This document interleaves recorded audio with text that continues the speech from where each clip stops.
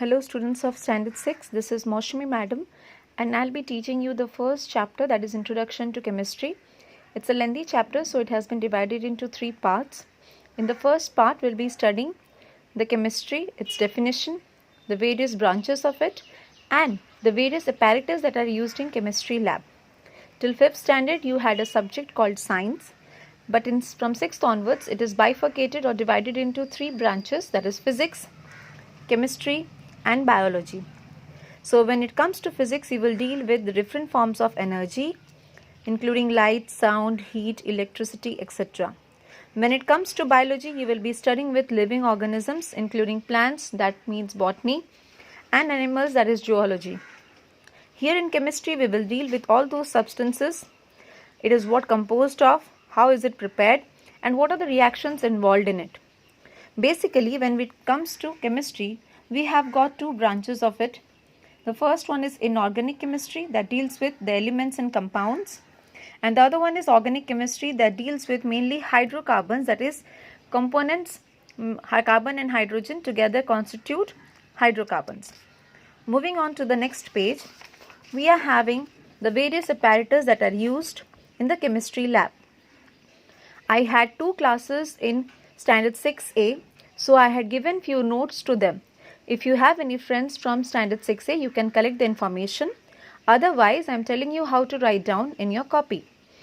When it comes to apparatus, you will have a chart based on this pattern where you will write down the name of the apparatus, how it is drawn.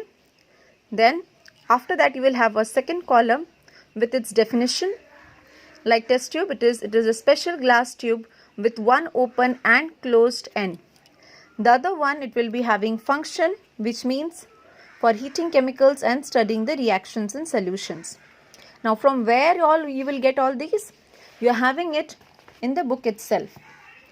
In the book it is clearly mentioned about the definition and the function of each and every apparatus mentioned. Let me read it out. Those who do not have the book, you can arrange it from your seniors because it's the same book, it hasn't been changed. Otherwise, you can put a pause button and finally write it down. Let me read it out so that you, by hearing, you can write it down in your copy. The first one, test tube. It is a special glass tube with one open and closed end. What is its function? It is used for heating the chemicals and studying the reactions in the solution. One important definition here is about a boiling tube. A boiling tube is a hard glass tube, test tube made up of Pyrex. It is called boiling tube and it is used for making special reactions, or it is used for special purposes as it is resistant to chemical. Moving to the next one, beaker. You can see the diagram. This is beaker. Beaker is a glass container with a lip available in various shapes. It is used for holding, pouring and mixing solutions in the chemistry lab. The next one is flask. You are having 4 categories of flask, that is round bottom flask, flat bottom flask, conical flask and retort. Difference might come between round bottom and flat bottom flask with respect to its definition and function. For example, this is round bottom flask. You can see the end portion is round in shape. The other one is your flat bottom flask where the bottom position is flat. Moving to the cone shaped conical flask. Here you are having the first one, round bottom flask. It is used for gas preparation where heating is required.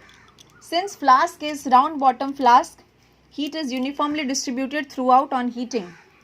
The next one is flat bottom flask, used for gas preparation where heating is not required since uniform heat distribution is not necessary here. The next one is conical flask. It is used for storing various liquids and mixing different solutions. And the next one is retort. It is used for carrying out distillation experiments like distillation of water or fractional distillation, which we will study in higher classes, including distillation of acids. This is all about test tube, beaker and flask. Moving to the next page, we are having holders. Like the first one is your test tube holder. It is used for holding test tubes. We are having test tube stand. Its function is to keep the test tube after completion of the experiment or after cleaning it. Then the next one is retort stand. It is used for holding the flask, retorts and other apparatus during experiments. And the last one is your tripod stand and wire gauge, which is used for supporting the glass apparatus. This entire 4 things has been mentioned here with its definition and function. Like the first one, test tube holder. So when you are making a column like this, you will make test tube holder. You will draw its diagram. Its diagram is given here. And you will write down the definition. It is a metallic clamp fixed on a wooden handle. You can see the wooden handle here. It is fixed there. What is its function? It is used for holding the test tube when the substance in the test tube is heated or a chemical is added to it. The wooden handle is provided because wood is a poor conductor of heat and electricity, so it makes holding the test tube holder easily. The next one is test tube stand. It is wooden or plastic stand with holes and upright pegs. You can see there are holes inside there of various sizes in which you can put the various shapes of or sizes of test tube present. The test tubes are kept straight through the holes which are of different sizes, and washed test tubes can be inverted on the pegs in order to make them dry easily. The next one is your retort stand. Here is the diagram given. You can see it contains an iron rod with a rectangular heavy iron base for standing it firmly. A clamp is mounted on the rod which can be raised or rotated according to convenience. What is its function? It holds the apparatus used during the chemical reactions, and the movable clamp can be adjusted upwards and downwards in order to make it stand properly. The next one is tripod stand and wire gauge. Tripod stand is made up of an equilateral iron triangle. You can see 3 legs are present. That is why 3 iron legs presence makes it a tripod.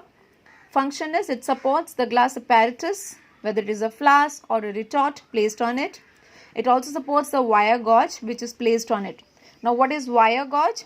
It is actually a rectangular wire mesh with an asbestos as its center. You can see at its center, and it is placed on between the tripod and the glass apparatus. Okay, and what is its function? First of all, it prevents that from cracking on heating from below. Excessive heat is present if. It initiates even distribution of heat to the bottom of the apparatus so that heat can be equally distributed. The next one, we are having the other accessory apparatus for collecting the gases. The first one is your spirit lamp or Bunsen burner. Spirit lamp consists of a glass pot which is filled up with spirit and a neck through which a cotton wick passes and it soaks up the spirit. What is its function? It is actually used for heating purposes, but it is outdated method. Now it is hardly used. Instead of it, we are using nowadays Bunsen burner. You can see the diagram here. It is Bunsen burner. It consists of a burner tube, an air regulator which regulates the flow of air, and a base. So what are its uses? A modern method is used for heating purposes, and that is by means of Bunsen burner. It is a long tube at the end of which the gas burns. Air regulator is a metal cylinder with holes present for regulating the regulating the flame. Base is connected to the gas tap for inlet of the gas. The next one, we move to thistle funnel and delivery tube. Thistle funnel consists of a long glass tube with a broad inlet at the top. This is the definition for it. You can see it has a broad inlet and it allows the entry of the reactants into the round bottom flask, where you will find it out that the lower portion is always gets dipped in the flask. You can see from here, this is thistle funnel and the lower end is dipped here inside the chemical reactants present in the round bottom flask. It lower end dips below the solution in the flask, otherwise the gas may escape out. This is the reason why we need to immerse it in the reactant present in the round bottom flask. The next one is delivery tube. It is a thin hollow glass tube of various shapes present.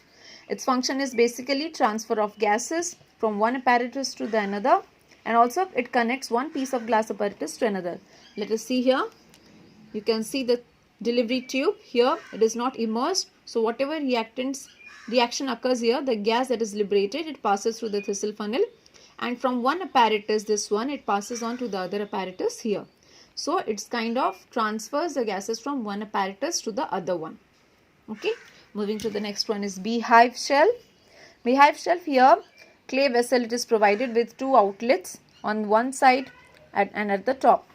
What is its function? It is basically used for downward displacement of water, and it is kept in a trough of water, and the gas jar is inverted over it where the gas can be collected. You can see here in the diagram, there is beehive cell, and from there it is collected. The gas is collected which has been obtained from the round bottom flask through the reaction. Okay.